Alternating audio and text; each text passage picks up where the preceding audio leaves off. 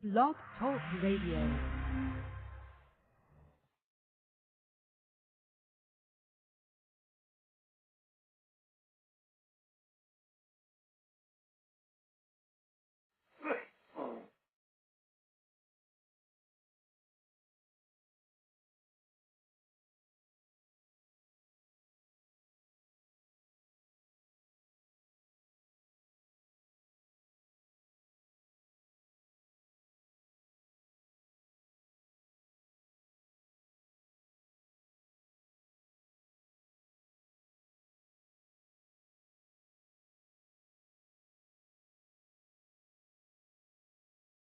Boa noite, meus amigos.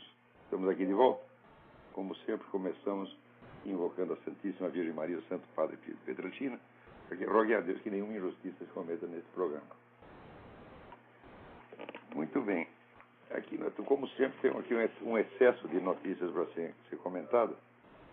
Mal vai dar para tocar cada uma de raspão. Eu tenho a impressão que a coisa mais importante da semana foi uma coisa que saiu no Worldnet Daily, que provavelmente não teve repercussão nenhuma no Brasil, e o assunto não será mencionado, que é a de que, vamos dizer, na disputa entre Estados Unidos e China, a China está começando a ganhar no que diz respeito a armamentos marítimos, sobretudo. E a marinha chinesa está se rearmando com uma velocidade impressionante, enquanto aqui o pessoal está empenhado em desmantelar a marinha americana. Então isso aí está sendo anunciado, a pessoa está falando de uma nova Guerra Fria. Fala, muito bem, mas por que nova? Quando que a Guerra Fria acabou por um minuto que fosse? Acabou da parte do Ocidente, que passou, que após a queda da União Soviética, né, passou a afagar os líderes comunistas em vez de persegui-los e fazê-los pagar pelos seus crimes, como se fez com o nazismo terminada a Segunda Guerra. Quem é que ia acreditar que o nazismo tivesse acabado? E assim, se todos os membros do alto escalão do partido nazista continuassem nos altos postos, se ninguém fosse punido pelos seus crimes, e se fosse até considerado feio falar contra o nazismo, depois de 40, 50 anos, fosse feio falar contra o nazismo. Quem é que nessas condições ia acreditar que o nazismo acabou? O comunismo é a mesmíssima coisa. Embora os crimes de genocídio cometidos pelos comunistas, especialmente na China, tenham superado, né, em muito os crimes dos nazistas, na proporção, vamos dizer, de 2 para 8, não houve nenhuma, nem sequer uma tentativa de puni-los, a não ser no Camboja. Quer dizer, o Camboja, lutando contra toda a resistência internacional, contra o boicote promovido pela ONU, né, ainda está conseguindo fazer um processo contra o pessoal do Khmer Vermelho. Não é isso? Mas foi um osso para eles conseguirem. Quer dizer, à medida que vão prosseguindo ali as sessões do processo, nada, absolutamente nada é noticiado no mundo. E quando é noticiado, assim, é uma notinha de 10 linhas para ninguém saber. Quer dizer, houve um acobertamento dos crimes, acobertamento mundial dos crimes dos comunistas. Então, como é que nós podemos dizer que acabou a Guerra Fria? Se nesse período, quer dizer, o anti-americanismo no mundo cresceu como nunca, tá certo? E sempre pelas mãos das mesmas pessoas que antes promoviam a propaganda comunista. Eles são os mesmos caras fazendo a mesma coisa em dose decuplicada. O pessoal diz que a Guerra Fria acabou. Não é que a Guerra Fria, um dos lados parou de bater e começou só a apanhar. E o outro continuou batendo cada vez mais.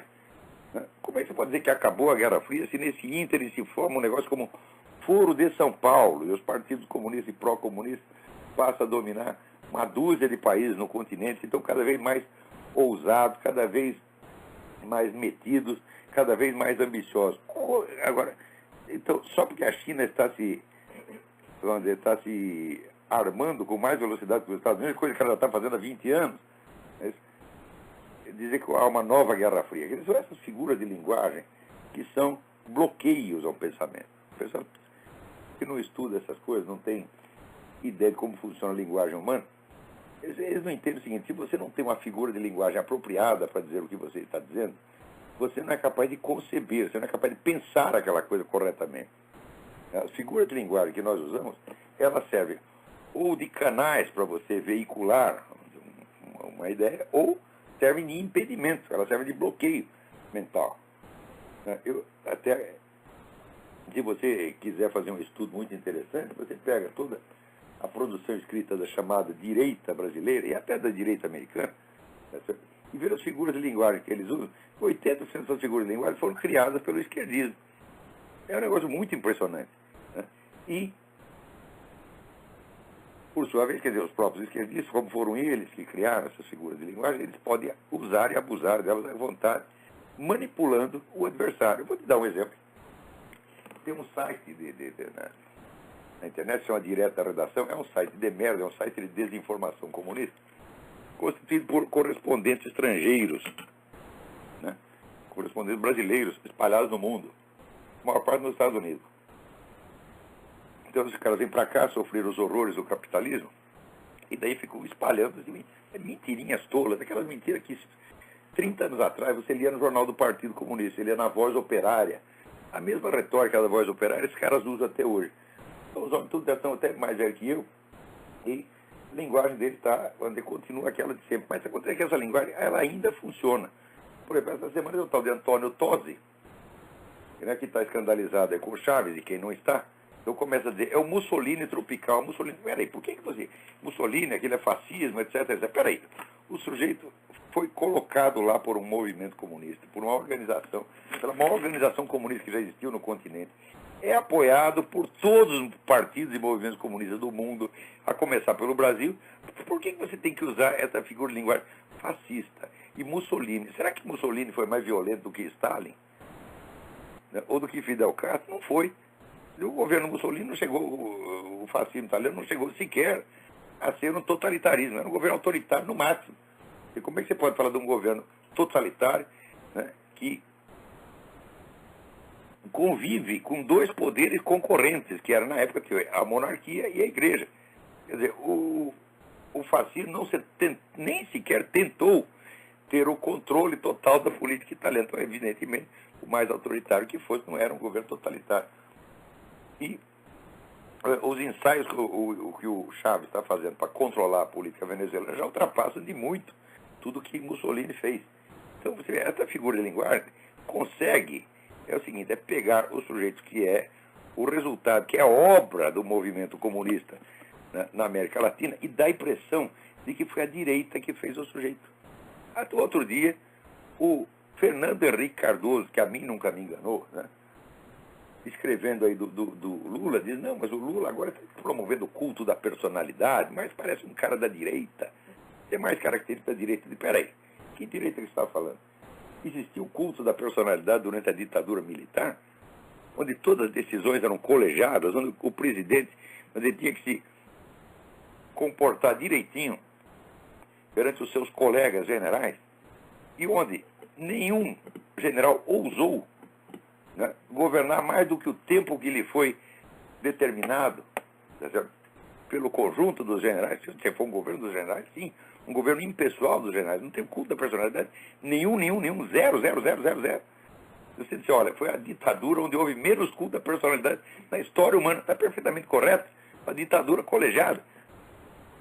Então, mas é a figura de linguagem, de tudo que é ruim, você tem que dizer que é da direita, mesmo quando foi você mesmo que fez.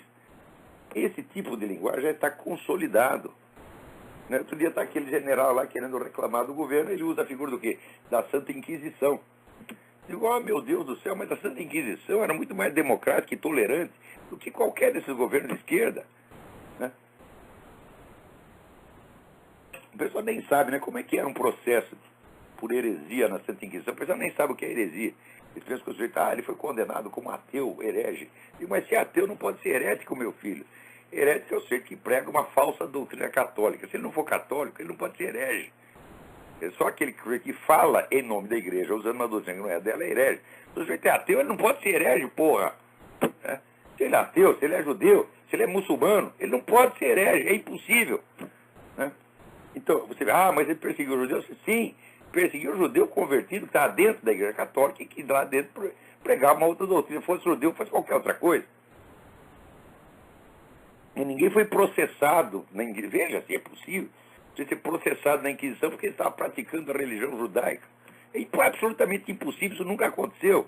Agora, o pessoal faz essa confusão que no começo é premeditada, depois ela se impregna na cabeça das pessoas, a pessoa começa a repetir aquilo que nem papagaio, e acaba falando besteira que não acaba mais. Esse outro cara aí no tal do Direto da Redação, chamado José Inácio Werneck. Esses Werneck, meu Deus do céu, o comunismo já está no ADN desses caras faz muitas gerações. Né? Só tem comunista nessa família, meu Deus do céu, o que tem? O que tem de errado com vocês, pô? Né? O Lacerda, o Lacerda é um Werneck, da família Werneck. Né? Ele começou como comunista, depois ele mudou de ideia. Mas esse cara aqui, não, ele já deve estar com 125 anos, ele está com a mesma ideia ainda. Tá, né? Olha o que ele escreve aqui. Ele está falando dos Tea Partiers. Né? Os atuais Tea Partiers, embora racistas, parentes, são 100% brancos e simplistas. Peraí, que merda é essa? Quer dizer, agora o Alan Keyes virou branco, né? O Thomas Sowell virou branco, o Walter Williams virou branco, todos aqueles pretos que eu ouvi falando lá, tudo viraram branco. Quer dizer, como é que o cara escreve uma coisa dessa? Isso aqui, ô Werneck, é possível é para um Foquinha ser demitido. Se você manda um Foquinha, olha, vai lá, faz a cobertura do Tea Party, e ele vem e escreve uma coisa dessa, é para demitir o cara na hora. Você é um incompetente, mentiroso, safado, é isso que você faz. Olha aqui, o que mais adentro que o cara diz aqui, olha só. Né? Sarah Palin é integrante daquelas esferas que negam a evolução das espécies e consideram o aquecimento global uma farsa só porque nevou na semana passada em Washington, D.C. Ah, meu Deus do céu. Ô, Werneck, como é que tu escreve uma coisa dessa? Porra. Ora, o aquecimento global é uma farsa, sim. E não foi Sarah Palin que falou isso aí. Né? Isso aí, o próprio fundador do Weather Channel, que é um dos grandes climatologistas dos Estados Unidos, já falou isso aí. Metade dos cientistas estão falando a mesma coisa. Agora, você diz que a Sarah Palin, ela que diz isso aqui porque nevou em Washington, D.C. Não, nevou no mundo inteiro, meu filho. Nevou em Roma como nunca tinha nevado, fazia 25 anos. Aqui nos Estados Unidos inteiro. Tá certo? E curioso, por exemplo, o Robert Kennedy Jr., né, uns anos atrás, quando teve um inverno mais brando, né, ele disse, olha, aí está aí a prova do aquecimento global. Né? Agora, quando você tem um inverno mais rigoroso, não é a prova contra o aquecimento global. Quer dizer que prova do aquecimento global é quando tem um inverno mais brando e quando você tem um inverno mais severo também, a mesma coisa. Esse pessoal raciocina assim. Vocês são todos charlatãs e mentirosos, rapaz. Você não sabe nem escrever. Puta que pariu. Precisa ter paciência com esses caras, viu? Agora alguém me manda aqui um artigo do Reinaldo Azevedo, que alguém escreveu para ele aqui. Intelectuais de direita não existem. Tem você, Olavo de Carvalho e Ed Caterva. São, na verdade, subintelectuais. O último intelectual de direita foi Melchior, que morreu. Olha, eu já estou com o saco cheio desse negócio de Melchior. Vamos falar a verdade. O Melchior era apenas um erudito, um sujeito estudioso. Não era um filósofo de maneira alguma, não tinha cacife para ser filósofo. Era um cara que, vamos dizer, escrevia mais ou menos sobre as ideias dos outros. E de vez em quando, por exemplo, ele escreveu o livro mais importante dele, que é o livro sobre o marxismo ocidental, não passa de uma resenha do que os amigos dele, o Perry Anderson e outros escreveram, tá vendo? Quer dizer, como Melchior, né? Meu filho, eu vou falar português claro, a minha obra tem muito mais solidez filosófica do que a do Melchior. Eu sou um filósofo, eu sou capaz de examinar questões filosóficas por mim mesmo, tá certo? E dar soluções a elas. O Melchior não tinha capacidade para isso, minha gente, era apenas um scholar, respeitabilíssimo scholar. Não era um homem de pensamento profundo de maneira alguma, tá certo? Era, como é que se diz, um beletrista de luxo, um grande beletrista. Pronto. E que história é essa? O cara, para mim, chamado subintelectual, precisa ser muito burro, quer dizer que ele não é capaz de ler, nem ler o que eu escrevo. Quanto mais de acompanhar os meus cursos, né? Agora, essa semana, o negócio de subintelectual foi quem apareceu agora dizendo isso é o Marco Aurélio Garcia e Dilma Rousseff, dizendo que o pensamento crítico está em decadência porque está surgindo uma nova subintelectualidade de direita. Agora, meu filho, usar rótulo de subintelectual é fácil. Já vamos conversar aqui, cara a cara. Vamos ver o que você sabe do assunto, o que eu sei. Toda vez que eu me confrontei com os melhores intelectuais da esquerda, mostrei que eles eram incompetentes, burros, tá certo? Incultos. Tá? Ora, isso para não falar, eu estou falando dos melhores, quer dizer, era o Leandro Conder, o Carlos Nelson Coutinho, eu não estou nem falando de Emir Sader, pô. Emir Sader nunca foi nada. Quer dizer, na verdade, não existe intelectuais de esquerda no Brasil. Na verdade, se você pegar assim, entender por intelectual, aquilo que se entende por intelectual na mídia, quer dizer, aqueles tipos que são mais falados na mídia, você vai chegar à conclusão que praticamente só existe intelectual de esquerda. Mas isso aí é intelectualidade? Não, isso aí é média intelectualidade. Isso é intelectualidade de mídia. Agora, quando você vai ver mesmo os pesos pesados, quer dizer, quem que produziu, quem que criou alguma coisa e deixou marca na história, é muito raro você encontrar um esquerdista lá dentro. Uma vez eu peguei e fiz uma breve lista no Globo, né? Eu disse, olha, cadê aí o Edmund Husserl de esquerda? Né? Não tem. Cadê o Eric Voegelin de esquerda? Não tem. Cadê o Bernard Lonergan de esquerda? Não tem. E assim por diante. Quando você vai ver, vamos dizer, os grandes criadores da cultura do século XX, tudo direitista, tudo reacionário. Cadê o T.S. Eliot de esquerda? Né? Cadê? Cadê o Saint Jean Perse de esquerda? Cadê? Onde estão esses caras? Me mostrem, porra. Agora, a maior parte dos nomes dos grandes escritores do século XX, os caras nem sabem quem é. Você fala, eles não sabem o que você está falando. Então ele pensa em que intelectual de esquerda, intelectual é o Luiz Fernando Veríssimo, é o Emir Sader, é o Leandro Conde. Então, é claro, nesse sentido, eu não é que eu sou um subintelectual, não sou nem um intelectual. Se eles são intelectuais, eu não tenho nada a ver com isso. Agora, a dona Dilma e seu Marco Aurélio sair julgando o trabalho intelectual dos outros, mas quem são vocês, os seus vagabundos? Porra, vem discutir comigo, vem, ô Marco Aurélio. Você é burro e inculto, mas inculto mesmo, e a Dilma pior ainda. Quer dizer, cadê a sua obra intelectual? O que você fez? Mostra pra mim. Não é nada, é zero, zero, zero. Não fez e não é capaz de fazer. Agora, vocês não são o Zé Guilherme Melchior. Não sou e jamais quereria ser o Zé Guilherme Melchior.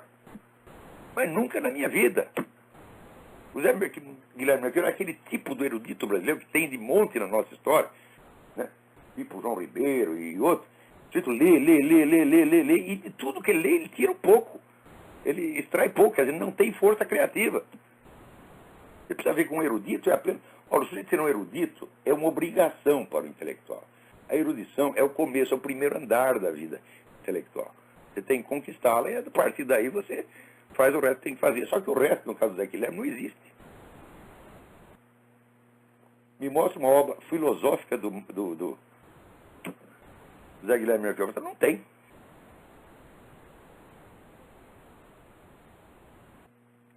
Agora, outra coisa, eles falam do Zé Guilherme Melchior porque o cara morreu. Eu digo, por exemplo, quem era o Zé Guilherme Melchior comparado com o Miguel Reale? Ou comparado com o Mário Ferreira dos Santos? Né? Que foi talvez o maior filósofo do século XX, o Mário. E desse eles nem ouviram falar, e está infinitamente acima da compreensão deles.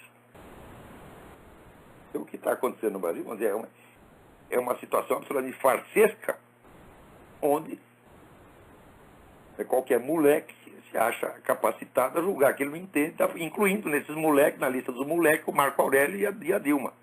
Para mim são dois moleques. Não tem, olha, o Marco Aurélio não tem capacidade para ser meu aluno.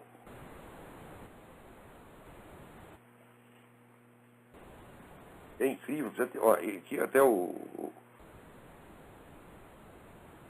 Reinaldo Azevedo, não lembro os caras, eles quando falam Zé Guilherme Melchior, escrevem Zé Guilherme Melchior, né? E o Emir Sader que escreve Getúlio Vargas com LH. E assim por dentro, quer dizer, como é que... É uma situação realmente psicótica, ele já passou até do limite do humanamente expressável. Agora,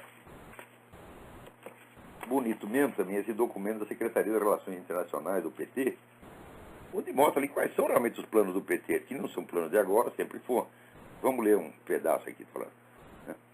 Está falando que dos últimos anos, foi muito intensa a relação com o governo, com o Partido Comunista de Cuba, que acolheram muitos militantes de esquerda durante a ditadura militar no Brasil. Outras organizações, como a Frente de Libertação de Moçambique, Frelimo, o Movimento Popular de Libertação de Angola, MPLA, a Frente de Libertação Nacional da Argélia, FLN, e vários partidos comunistas socialistas, partidos ocidentais, bem como países da Europa Oriental e do Norte, tiveram a mesma atitude solidária. Ou seja, o PT está dizendo, eu estou inserido no mesmo movimento comunista, que criou todas essas frentes no mundo. Tá certo? Então, o PT está confessando, eu sou um partido comunista. E o meu plano é implantar o comunismo no Brasil e no mundo. Mas está na cara que é isso. Agora, pessoas que nada sabem do comunismo e só entendem o comunismo por alguns estereótipos bem pueris, quando ele não vê esses estereótipos, não reconhece esses estereótipos acontecendo na realidade, ele não acha que tem comunismo nenhum ali. Por exemplo, o Lula, né, favoreceu de algum modo a empresa privada. Aí veio o idiota e disse, está vendo, ele não é comunista. Eu digo, mas até Lenin favoreceu a empresa privada, meu Deus do céu. Quer dizer, o comunismo não consiste em você tomar o poder e no dia seguinte você estatizar todos os meios de produção. O comunismo nunca foi nem pode ser isso. O comunismo tem que chegar lá, ele tem que, segundo Karl Marx, desenvolver as forças produtivas até que chegue um estágio no qual é possível implantar o tal do comunismo. Ou seja, no começo você tem que fomentar o capitalismo mesmo. E se você não faz isso, fala, bom, daí você destrói a economia do país, e daí não tem comunismo, não tem capitalismo, não tem merda nenhuma, pô. Que é o que aconteceu na Rússia. Não tem nem comunismo, nem capitalismo. Tem só roubalheira. Né? Que Stalin achou que sabia, quer dizer, o Lenin começou liberando a economia de mercado. E daí a Rússia começou a prosperar. Daí veio Stalin e estatizou tudo de repente. Falou, daí fudeu, meu filho. Então, quer dizer, o Lula é tão pouco comunista quanto foi Lenin. Agora, aqui importância, olha aqui. Essa opção pluralista se materializou na convocatória das organizações movimentos de partidos de esquerda da América Latina e Caribenha para uma reunião em julho de 1990 na cidade de São Paulo. A partir da convocatória feita pelo PT, nasceu o que futuramente se chamaria Foro de São Paulo, que ao longo dos 20 anos, últimos 20 anos, contou com a participação ativa da Frente Ampla do Uruguai, da Frente Farabundo do Partido de Liberação Nacional, esqueceu de citar aqui as Farc e o MRI, né, e outras organizações criminosas. Então, e está aqui na declaração, seguimos priorizando o Foro de São Paulo. Agora, quando você pega aí amadores, que nem o seu Oliveiros da Silva Ferreira, não entende merda nenhuma disto. Ele leu, acho que 2 livros na vida. Né? Ele leu Trotsky e leu Aya de la Torre. Essa já foi. Ele leu um pouco de Max Weber também. Essa é a formação dele. Né? Então, que é um amador palpiteiro. Quer dizer, a Foro de São Paulo. Foro de São Paulo não é nada, isso é uma fantasia. Né? É incrível, incrível. Agora, veja outra coisa aqui. Saiu uma matéria no Der Spiegel, né, falando do fracasso da guerra contra as drogas. E dizendo, olha, como fracassou, então o negócio é partir para a liberalização. Né? Então diz aqui. 3 respeitados ex-presidentes declararam que a guerra contra o narcotráfico, apoiada por Washington, foi um fracasso. O brasileiro Fernando Henrique Cardoso, o mexicano Ernesto Zedillo e o colombiano César Gaviria dizem agora que apoia a descriminalização controlada dos narcóticos. O que é descriminalização controlada? Você não pode descriminalizar uma coisa e controlá-la ao mesmo tempo. O senhor me desculpe, porque uma coisa que não é crime é um direito do cidadão. Tá certo? Você pode limitar a quota de entorpecentes que você pode consumir. Eu digo, mas meu filho, se você não consegue controlar o tráfico de entorpecentes, o tráfico bruto de entorpecentes, como é que você vai controlar a quantidade que cada um consome? É uma medida tão estúpida. E na hora que você te fala uma coisa, você tem que dar um pontapé no meio do cu, sem explicar por que está fazendo isso. Essa não é uma ideia para ser respondida. Né? E no Brasil, onde a aposta em narcóticos para uso pessoal é permitida, o Viva Rio e o ex-presidente Fernando Henrique Cardoso criaram uma aliança suprapartidária para apoiar um projeto de lei que definir quantidades permitidas de narcóticos. Ora, meu Deus do céu, se você não consegue controlar, tá certo, uma quantidade indefinida, como é que vai controlar a quantidade definida, meu Deus do céu? Como é que é isso? Porque você não consegue controlar os traficantes. Agora, você vai controlar os consumidores um por um, indo na casa dele, pegando uma carteirinha de consumo de narcótico. Olha aqui, meu filho, você fumou 4 cigarros de maconha, só podia 3. Ora, meu, como é possível uma coisa dessa? Além disso, Quem disse que você descriminalizando você ia acabar com o narcotráfico ilegal? Hã? Tem aqui o seu limite. Você pode fumar 10 cigarros de maconha. O 11º cigarro será comprado do traficante. Do mesmo jeito.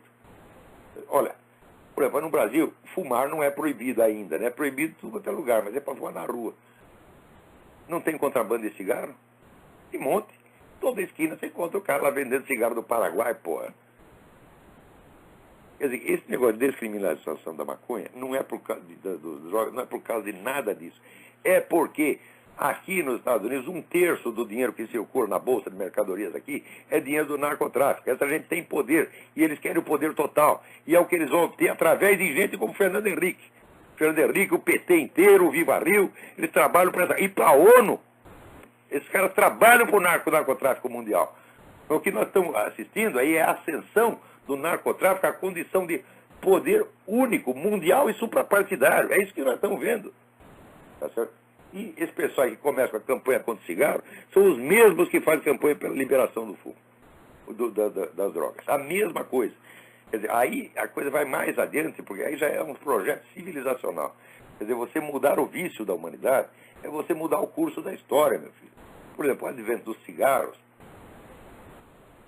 coincidiu com a época, vamos dizer, das reivindicações democráticas, a época das discussões, a época onde todo mundo falava, tá certo? Agora, a época da cocaína, da maconha, meu filho, a época que está todo mundo imbecilizado. Você chega na Holanda, tem 30% da população que tem que ser carregado nas costas pelos outros, porque está todo mundo acabado. Então você vai transformar o mundo num hospital. E o hospital será administrado pela Organização Mundial da Saúde, que vai determinar o que você pode comer, o que você pode beber, quando você pode respirar, etc, etc. Ou seja, estão criando uma ditadura mundial apoiada pelo narcotráfico e em grande parte financiada pelo narcotráfico. É isso que está acontecendo. Agora, dizer que a luta contra as drogas fracassou, mas é claro que fracassou. Tá certo? Se podia atacar os cartéis, mas não podia mexer na Farc, a Farc virou a controladora total. Quer dizer, eles mesmo criam a situação, o pessoal da esquerda, ele mesmo cria a situação, pode depois dizer, tá vendo, fracassou. É um negócio incrível. Quer dizer, o que Aliás, hoje saiu aqui um artigo maravilhoso do Don Feder, que é um dos grandes jornalistas americanos, né? E cadê esse artigo? Ele diz o seguinte, ele diz que o pessoal da esquerda, o negócio deles é assim, é anunciar o iminente fim do mundo, inventar alguma grande crise que vai acabar com o mundo, e daí exigir mais poder, mais dinheiro, né, quantidade cada vez mais inimaginável, para salvar a humanidade. Eles vêm salvando a humanidade. Né? Então, entre outras crises, eles falam de crise, né? Então, por exemplo, a crise, por exemplo, do sem-teto nos Estados Unidos, né? Quer dizer, não, isso aqui tem milhões de sem-teto para tudo quanto é lado. Então, o negócio está aumentando. Né? Metade do país não tem onde morar. Quando você vai ver o número de sem-teto, é um número ridículo. E 80% deles eram pessoas que tinham doença mental. Então, pessoas que não são capazes realmente de ter uma vida regular. Então, fica sem teto porque já está sem tudo. Então, você está maluco, meu Deus do céu. Como é que você pode esperar que a vida dele esteja tudo em ordem? Né? Peraí, tem alguém aí na linha. Quem é? Alô, quem é? Tem ninguém, falhou a ligação. Hã? Alô? Alô? Sumiu. Goodbye.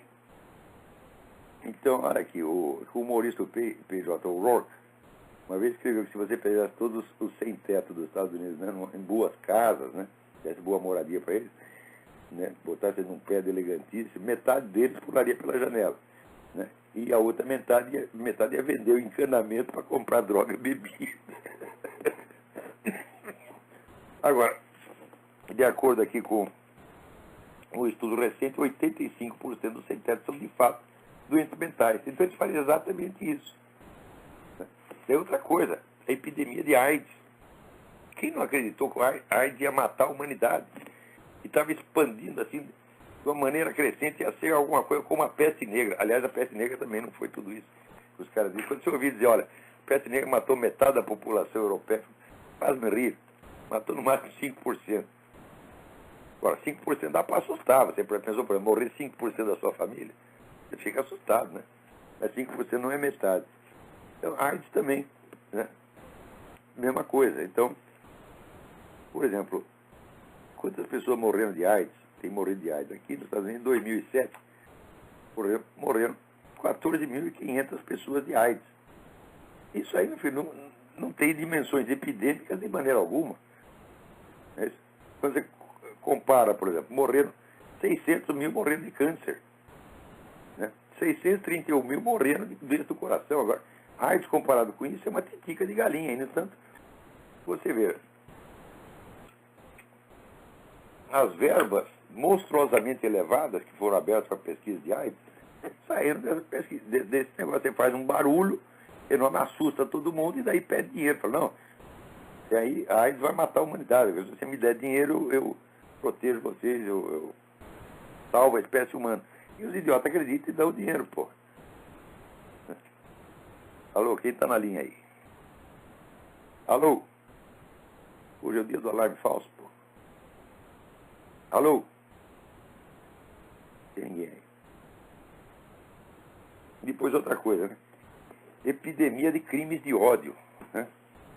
Crimes inspirados por motivos de raça, de outro preconceito. Você não gosta de viado, sai matando viado na rua, né? Então eles fizeram esse barulhão para acabar com a epidemia dos crimes de ódio, né? Então houve aqui, segundo os dados oficiais recentes do FBI, né? No ano de 2007, houve 7.624 crimes de ódio. Desses crimes, a maior parte, 78% foram crimes de intimidação. Quer dizer, o sujeito falou alguma coisa por outro. Chamou de filha da puta, chamou de qualquer coisa, né? Outros, uma outra parcela incluía lá, assim, era empurrão. Quer dizer, você empurrou o cara, tá entendendo? Quer dizer, além de xingar de filha da puta, você empurrou. Né? E sobra no fim, né? Quantos homicídios por ódio em 2007? 9 crimes de ódio. Isso é uma epidemia de crimes de ódio. Agora, o que esses caras comeram de dinheiro para prevenção de crimes de ódio é um negócio impressionante. E depois vem o aquecimento global, a superpopulação, meu Deus do céu. Né? E aqui eu escrevo Dom Pedro. O mundo tinha sofrido superpopulação em 1798, quando Thomas Malthus escreveu os princípios da população. Né? E o planeta Terra continha então 1 bilhão de pessoas. Depois o mundo sofria de superpopulação em 1968, quando havia 3,5 bilhões na Terra. Daí saiu o livro do Paul Ehrlich, A Bomba Populacional, né, no qual ele predizia, vamos dizer, a morte por desnutrição em massa nos anos 70. Quer dizer, 68, quer dizer, daqui 2 anos, todo mundo vai morrer de desnutrição no mundo por superpopulação. Não aconteceu até agora. Agora nós estamos em 6,8 bilhões de pessoas e o mundo continua superpovoado. Né? Estamos superpovoados há 2 séculos. E em vez de você ter a desnutrição em massa, você tem a obesidade em massa. Peraí, vamos ver se você consegue falar. Alô, quem é? Alô, Olavo? Sim. Oi, Olavo. Quem está falando aqui é Laudelino, aqui do Rio de Janeiro, tudo bem? Tudo bem, graças a Deus. E aí? Oi, boa noite aí para todo mundo. Estou trazendo para ti, Olavo, uma denúncia aí. Você lembra que há pouco tempo teve um aluno do seminário que falou sobre uma cidade no Rio de Janeiro que era uma espécie de uma sociedade hidráulica? Sim, Foi sim, o Vale sim. Barbosa. Isso, O que lembro. acontece? Eu tive há pouco tempo na cidade para averiguar uma situação que estava acontecendo lá, que era o seguinte: tinha uma luta sendo travada entre o IPHAN e a bandeira do Brasil. O que acontece? Um superintendente do IPHAN, chamado Carlos Fernando Andrade, esteve na cidade, olhou no ponto mais alto da cidade, tem um mastro enorme lá, deve ter uns 15 metros, a bandeira do Brasil enorme. O cara olhou para aquilo e se sentiu ofendido, mandou tirar a bandeira de lá e o prefeito na mesma hora tirou destruiu lá aquela cordame para você levantar a bandeira, destruiu tudo, o pessoal ainda tentou fazer... pela bandeira do Brasil? É isso aí. Oh, meu Deus. Eu cheguei a fazer uma matéria, postei... O corintiano se sentiu ofendido pela bandeira do Corinthians? Pois é, o pessoal na cidade ficou fazendo piadinha, dizendo que o cara queria o mastro para ele, mas o que acontece? É verdade, o cara sentou lá em cima e não tem quem tire, rapaz. Pois é. Aí você conversa com as pessoas, você tenta movimentar, eu tentei até comprar uma bandeira do Brasil em Cabo Frio para botar lá, pendurar aquilo na marra, mas não tem bandeira para vender na cidade, o povo prefere fazer piadinha, e tinha até um radialista na cidade tentando fazer um movimento lá, o site do cara saiu do ar, e o pessoal pensa que é uma coisa muito simples, você começa a tentar conversar com as pessoas para explicar o que é isso, fala do marxismo cultural, fala de tudo isso que você fala pra gente, e o pessoal ri, o pessoal brinca, quer dizer, estamos ferrados. A cidade é a cidade, na verdade, homodráulica. É cheio de boiola e, ao mesmo tempo, é a sociedade hidráulica. Para onde que vai isso, ó? Vai pra merda, onde já está, né? Agora, já estamos indo lá. Mudando aqui para os Estados Unidos, mudei aqui para os Estados Unidos, uma coisa que eu fiquei espantado, você tem uma bandeira americana em cada esquina.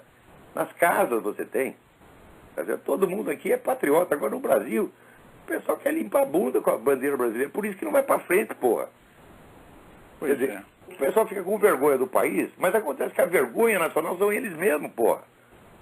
Quer dizer, o problema do Brasil são esses mesmos camaradas, né? Agora, você vê que uma coisa como esse marxismo cultural, ele tem muito mais eficácia aí no Brasil. Por quê? Porque aí você não tem tradições, não tem símbolos, não tem valores, não tem nada. Então isso é arrombar a porta aberta. Tá certo? É a mesma coisa que... Quer dizer, você transar com uma prostituta de 60 anos de idade e dizer que houve alguma dificuldade de penetração, tá entendendo? É uma coisa assim, não tem sentido. Não aí você fica esperando, você fica esperando uma reação do prefeito, da Câmara Municipal, mas tu vai olhar, eu tive a curiosidade de entrar no site da Câmara, se você olha os projetos, as pessoas, a qualidade do ser humano que está gerenciando a cidade, você chora. Mas os projetos... Porque está gerenciando o Brasil. Nossa, o cara passa o ano inteiro na Câmara e o único projeto que ele apresentou é uma moção de aplauso a um verdureiro lá da cidade. O Brasil, meu filho, é governado por um sujeito que se gaba de ter tentado estuprar um companheiro de cela. Isso aí é o Lula. Que é isso, porra? Bom, um outro assunto que eu queria trazer para ti, Olavo. Aconteceu semana passada um debate na TV Câmara, né, sobre o PNDH 3. É o tipo do debate que quem tiver estômago, eu aconselho que veja. Eu cheguei a postar lá no Verdade Sufocada, lá estava difícil arrumar o vídeo. Existe uma senhora lá discutindo, lá, chamada Glenda Mesaroba, a autora do livro Um Acerto de Contas com o Futuro, Anistias e Suas Consequências. Você olha aquela senhora falar, te dá uma dor no estômago. Ela tem a cabeça mais torta e empenada que eu pude ver na minha vida. Ela é aquela que...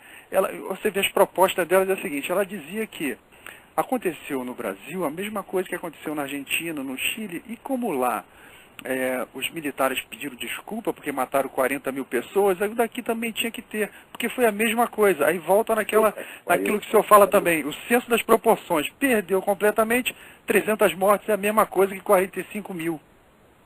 É a mesma coisa, eles não conseguem ver a diferença. Mas eles não passaram... Não tem nenhuma. Depois não sabe somar 2 mais 2. Como é que vai saber a diferença entre 300? Pois é. Aí aparece um outro deputado lá do PT, né? Boa coisa não vem quando esses caras abrem a boca. E ele fala que tem a comprovação que a esquadra americana participou do golpe de 64 porque ela estava em alto mar. Olavo, tu já viu alguma esquadra no topo da montanha? Meu Deus do céu. Esquadra tem que estar em alto mar. E ela falou, não, mas isso está confirmado nas memórias do Lincoln Gordon, que era o embaixador do Brasil no Brasil na época. O Lincoln Gordon até escreveu um artigo a respeito. Pois é. Ele falou, olha, nós temos aqui a prova definitiva de que os Estados Unidos planejaram e executaram, né, o golpe. Sabe qual era a prova? A prova era um telefonema do Lincoln Gordon para o presidente Johnson. Ele disse, olha aqui, presidente, os militares, eles estão na rua, eles fizeram o golpe. A gente tem que fazer alguma coisa. Isso no dia 31 de março. Olha, já no dia 1º de abril. Pois é. Aí, pouca gente sabe, mas o Lincoln Gordon, ele teve no Brasil, né?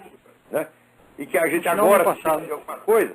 Quer dizer, então, A prova era do contrário, a prova que os americanos não tinham nada a ver com a história. Eles estavam mais ou menos informados de que alguma coisa ia acontecer. Mas esse é o máximo. Então eles usam... Bom, o Lincoln Gordon, hein, Olavo? O Lincoln Gordon esteve no Brasil no final do ano passado e voltaram para cima dele perguntando isso tudo, né? E ele falou que estava escrevendo um livro contando toda a vida dele de trabalho profissional, tá, e esse assunto estava incluído. E que lá ele fala, a participação dos Estados Unidos no contragolpe de 64, sabe qual foi? Zero. Eles tinham, ele fala, eles tinham a preocupação... prova ele fala isso. Os caras são tão cínicos, né? Eles vão lá... Ele fala o seguinte, Olavo, usam como o prova Lincoln Gordon, ele diz que eles tinham a preocupação do que... Eles sabiam o que estava acontecendo aqui, né? E eles resolveram o seguinte, ó, se tiver um conflito armado, nós vamos ajudar o Brasil. Mas quando eles menos esperaram, tudo já tinha resolvido, já tinha acontecido um monte de coisa, e eles falaram, ih, já aconteceu já, a gente não vai precisar fazer mais nada. Pior, aconteceu sem conflito armado. Nenhum. Então... No golpe não mataram ninguém. Aí ele ainda fala o seguinte, que os Estados Unidos depois pediu ajuda brasileira no envio de médicos para o Vietnã, de apoio logístico lá para o Vietnã, e o Brasil disse que não ia ajudar. E, quer dizer, você passa esse tempo todo escutando que não, o Brasil é subserviente aos americanos, não, o Brasil é isso, o Brasil é aquilo, e ele mesmo fala um monte de não que o Brasil dava para os Estados Unidos. Então não tinha essa relação de subserviência, como a gente sabe que a doutrinação insiste nesse assunto. E o pessoal é impressionante. Eu vejo mais ou menos essa questão da mente revolucionária. Eu tenho uma irmã lá, que ela é o seguinte, ela aprende tudo que é errado com uma facilidade tremenda. E as coisas que são corretas, mas você tem que botar uma marretada na cabeça da desgraçada. Então esse pessoal mais ou menos assim. Tudo que é errado, mas entra fluindo na mente do cara, não sai e ele fica que nem um papagaio repetindo aquilo. Aí você fala, não, você está errado. Aí você tenta corrigir. Nossa, mas como é difícil. Outro dia estava aqui um visitante meu que ele ficou chocado porque a minha cachorra fez cocô e estava comendo cocô. Olha, a bichinha está comendo cocô. Eu falei, você não viu o Brasil, rapaz? Você não tem ideia do que é lá. Você fica espantado com a cachorra. Vai no Brasil para você ver. Ai. Bom, Olavo, obrigado aí pela participação. Obrigado pela sua colaboração. Tem mais alguém na linha? Tá. Boa noite. Boa noite. Alô, quem é?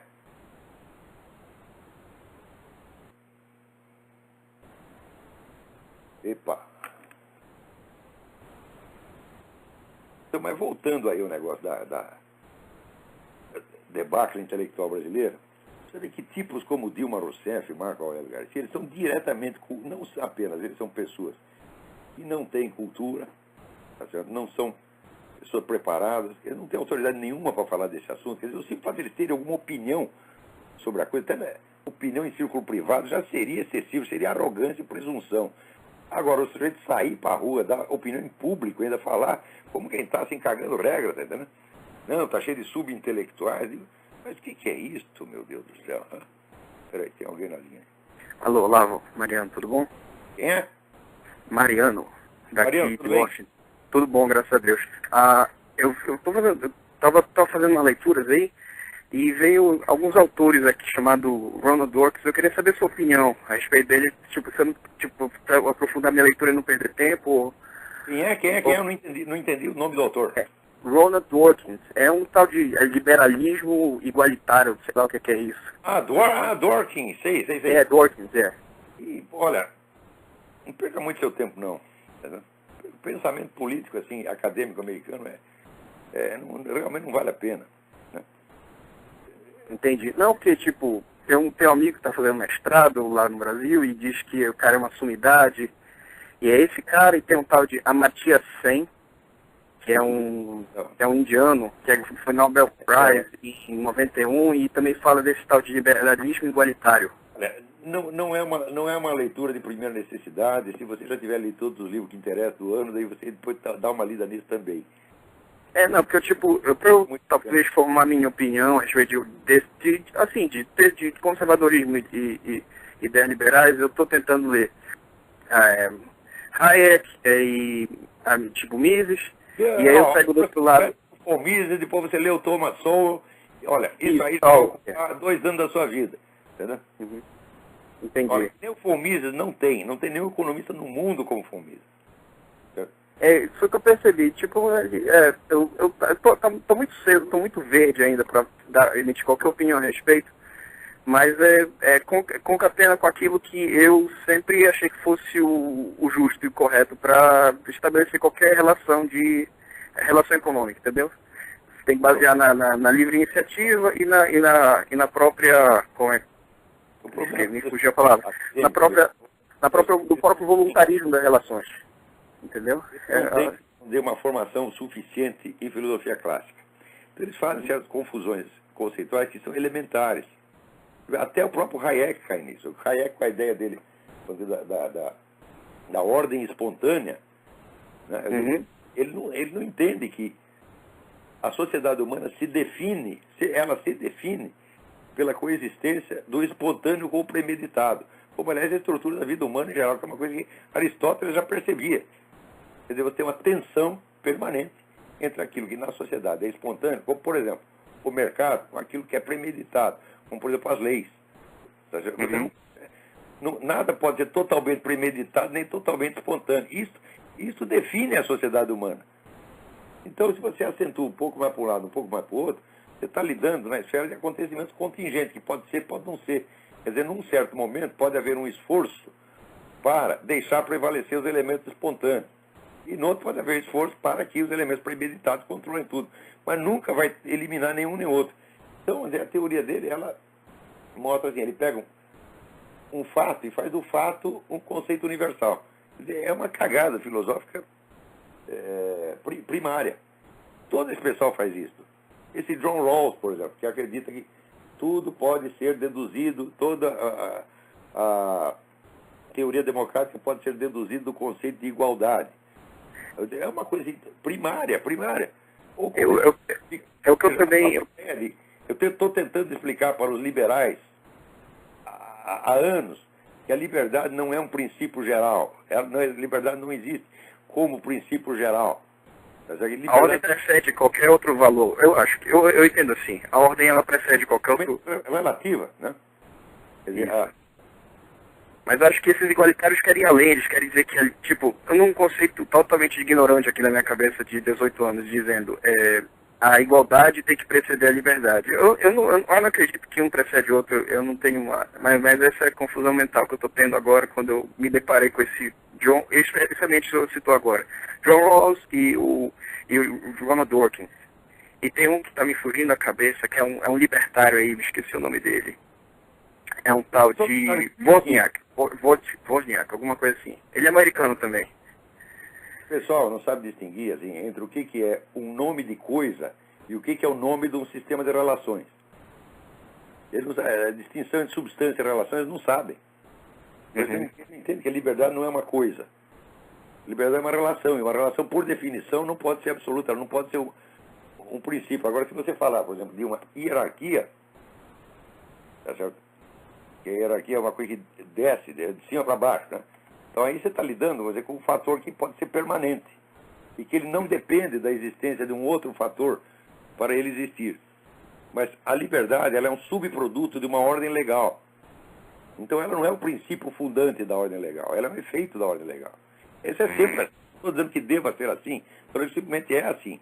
E que os próprios liberais, quando eles querem, aqui nós vamos implantar a liberdade. Como é que se implanta a liberdade, a não ser por intermédio de uma ordem legal? Então a ordem legal, ela é a garantia da liberdade. É que nem o discurso esquerdista, né? Não, vamos implantar a igualdade agora e pronto. Bom, mas o sujeito que vai implantar a igualdade, ele não pode ser igual aos outros. Exato, tem que ser mais igual que os outros. É poder do que os outros, por definição. Por exemplo, aqui agora eu vou arbitrar a briga entre o rico e o pobre. Então eu tenho que ter mais poder do que o rico e o pobre junto, que eu quero mandar nos dois. Como? Para o poder depende de dinheiro, então eu tenho que ser mais rico do que o rico. Isso é a coisa mais óbvia. E daí chega um outro cara dizendo, não, agora nós temos que controlar esse aí que está querendo controlar. Então ele vai ter que ser mais poderoso do que nós todos. Eu vou ter que desligar, mas eu vou continuar ouvindo o seu rádio, a ligação, ok? É isso. Obrigado. Fique com Deus aí, Deus abençoe sua família. Você também. Obrigado, graças a Deus, tchau. Então, esse pessoal, assim, eles não estudaram filosofia clássica suficiente para saber o que é um conceito, o que é uma ideia, o que é uma noção, o que é uma coisa, o que é uma substância, o que é uma relação, o que é uma quantidade. São cabeças enormemente confusas e, portanto, fetichistas. O sujeito se encanta com uma ideia e ele começa a achar que aquilo existe materialmente. Né? Tem mais alguém na... Vamos lá, quem é? Alô? Alô, Olavo? Eu? Oi, Olavo, tudo bom, Eduardo? Eduardo, tudo bem? Tudo bom, eu vi você falando do meu comentário da Honey. Pois é, foi você o cara que ficou chocado aqui. Falou, olha o Brasil, o que os caras estão fazendo. Estão fazendo isso na rua o tempo todo. Fazem isso no Congresso, rapaz. Pois é. Olavo, você ficou sabendo que eu fui batizado, crismado e comungado?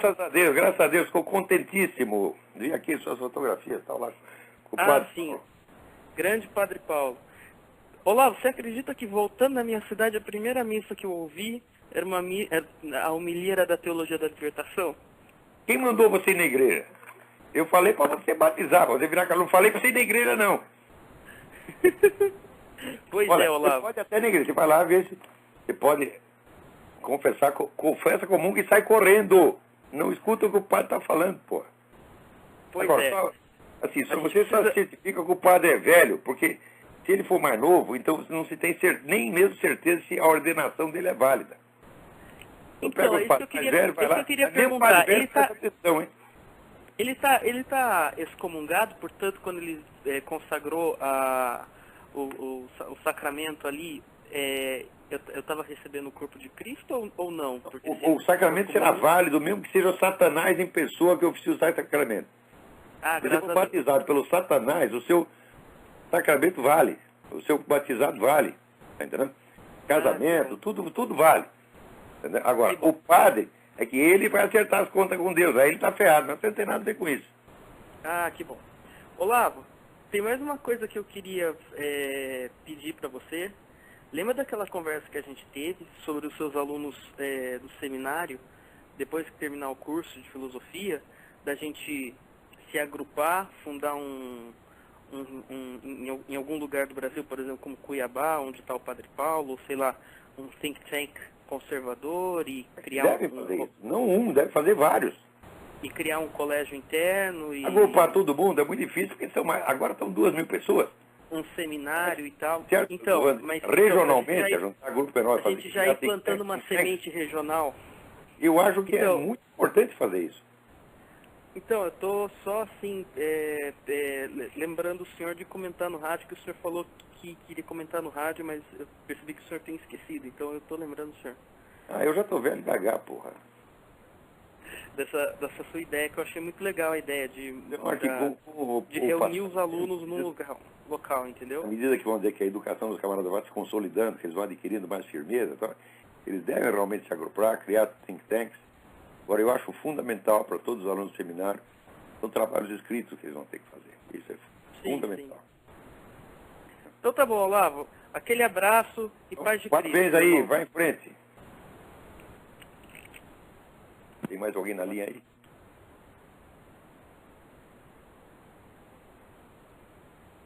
Então, voltando lá ao negócio dos subintelectuais, o que aconteceu no Brasil é o seguinte: não havendo mais cultura superior, o pessoal perde o senso da medida das coisas, inclusive da medida material. Esse caso que estava citando aí da mulher que acha que se você matar 300 terroristas enquanto eles matavam 200 pessoas, é a mesma coisa que você matar 45.000 pessoas. Quer dizer, até esse senso da quantidade, ele vai se tornando muito abstrato demais para as pessoas. Elas não captam mais isso. Outra coisa, o pessoal não sabe distinguir nomes, denominações de coisas e figura de linguagem. Você fala uma figura de linguagem para eles, eles acham que está falando de uma coisa material. É horrível você ver isso. E 80%, 90% dessas pessoas que estão opinando, até opinadores profissionais, formadores de opinião, estão todos nessa. Você lê esse Zé Inácio Werneck, esse cara ele não sabe distinguir o nome de uma figura de linguagem. Então, peraí, tem mais alguém aí? Alô? É Rodolfo de Petrópolis? É Rodolfo de Petrópolis? Alô? Não entendi seu nome. É Rodolfo de Petrópolis. Rodolfo, tudo bem? Oi, eu queria perguntar se o controle acionário da Fox News por bilionários árabes pode ter relação com o fato de que o jornalista Greenback esteja menosprezando as pessoas que cobram a certidão do nascimento do Obama. Porra, se tem! Tem tudo que vê. Depois que entrou dinheiro árabe lá, por exemplo, eles já não falam mais de... A expressão terrorista muçulmano sumiu. Agora, esses caras estão comprando o mundo. Quer dizer, o mercado de consciências hoje é o que mais progride no mundo. Só fala, não, tem que comprar ouro, tem que comprar, né, diamante. Não, tem que comprar consciência, meu filho. Tá certo? Inclusive, o mercado está barateando, é a hora de comprar, a hora de investir. E os árabes perceberam isso aí.